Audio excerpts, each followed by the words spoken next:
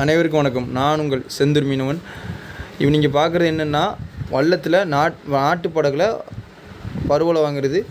நம்ம வீடியோவை பார்த்தீங்கன்னா, நம்ம வீடியோக்கு கீழே தெரிய சப்ஸ்கிரைப் பண்ணுங்கள். பக்கத்தில் இருக்கிற பெல் ஐக்கானை கிளிக் பண்ணுங்கள்.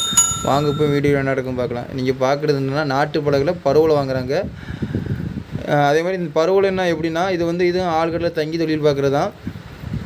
இவங்க இந்த வள்ளத்தில் தொழில் பார்ப்பாங்க. பார்த்திங்கன்னா இவங்க வலை வாங்கினாலும் ஒரே ஒரு மீன் தான் வந்திருக்கு. மற்றபடி அங்கே சைடில் 5-6 மீன்கள் கிடக்கு. இது என்னென்னா, இந்த வலையில் அதிகமாக வரக்கூடிய மீன் என்ன ஒரு மீன் கேட்டிங்கன்னா, சூற மீன் மட்டும் தான் வரும். இது சூற மீன் வலை தான். இது இந்த விசைப்படகு தங்கி தொழில் பார்க்குற மாதிரி இவங்களும் நாட்டு படகுல கடலில் கடந்து தங்கி தொழில் பார்ப்பாங்க. அதுலேயே அந்த வீலர்ஸ்ன்னு இருக்கும், இதில் அப்படி இருக்காது. இது என்ன ஆகி போச்சுன்னா, இது வலை ஃபுல்லாக முறுக்கிட்டு அந்த காற்றுக்கு அதை நான் எடுத்து வச்சுருக்கேன். திருப்பி அவங்க லெவலில் அதை எடுக்கணும். அதே மாதிரி அவங்க வலையில் அதிகமாக வாங்கச்சில் வலையில் மீன்களே வரல. மொத்தத்துக்கு ஒரு 10-20 சூறைகள் தான் வந்திருக்கு. ஆனால் இவ்வளோ மீன்கள் வந்துச்சு.